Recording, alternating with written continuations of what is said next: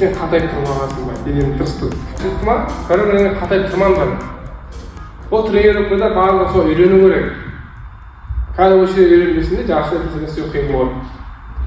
Неге десеңдер, мысалы үшін сен бірінің денені қатайып бүйтіп бос тұрмайсыңдар.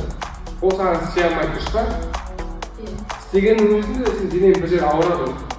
Неге өйтіп сен қатайып тұрмағансың ба? Денені тырыстың.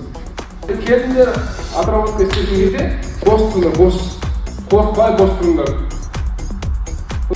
Қолында немесе аяғында бір жерлерді ауырып аласың. Түсінді ма уақыттарыңға? Бос тұру керек, бос. Қимылдаған бос тұру керек. Қорықпай. Қорықсыңда уже шөп шықпайды өзі. Оған сен түспейсің, осыған түспейді бірден тұрасыңдар. Жарыстарға барған кезде ол біреуді шықпайтын болады дейсіңдер. Қазір осы жерден бастап тренировкадан осы үйрену керек барлығын.